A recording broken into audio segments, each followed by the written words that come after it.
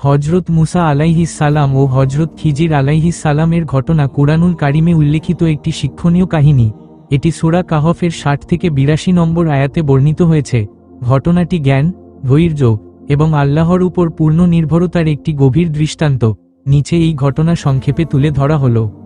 তার আগে আপনি যদি আমাদের চ্যানেলে নতুন হয়ে থাকেন, চ্যানেলটি সাবস্ক্রাইবও করে পাশে থাকা বেল আইকনটি চেপে দিন। ধন্যবাদ। একবার হজরত মুসা আলাইহিস সালাম আল্লাহর কাছে জানতে চাইলেন, দুনিয়াতে কি তার চেয়ে বেশি জ্ঞানী কেউ আছেন? আল্লাহ বলেন, হ্যাঁ, এক ব্যক্তি আছেন যার নাম খিজির আলাইহিস সালাম, যার কাছে কিছু বিশেষ জ্ঞান রয়েছে।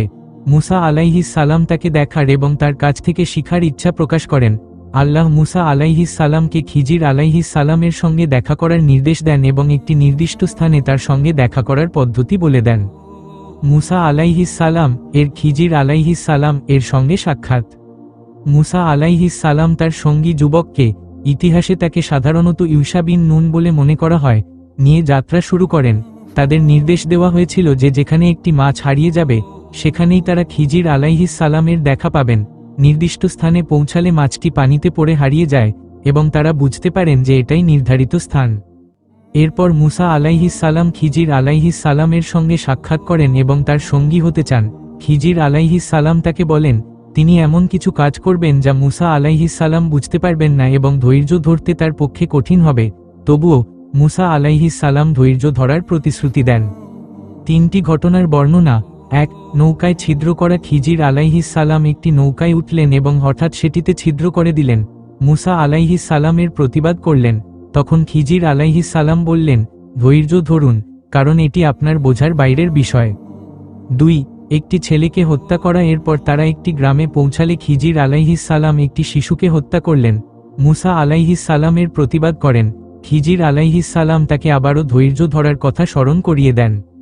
৩. একটি দেয়াল মেরামত করা। তারা আরেক গ্রামে গিয়ে একটি দেয়াল দেখতে পান যা ভেঙে পড়তে যাচ্ছিল। খিজির আলাইহিস সালাম বিনা পারিশ্রমিক সেই দেয়ালটি মেরামত করেন। মুসা আলাইহিস সালাম আবার জিজ্ঞাসা করলেন কেন এমন করলেন। ঘটনার ব্যাখ্যা। অবশেষে খিজির আলাইহিস সালাম মুসা আলাইহিস সালামকে প্রতিটি কাজের কারণ ব্যাখ্যা করলেন।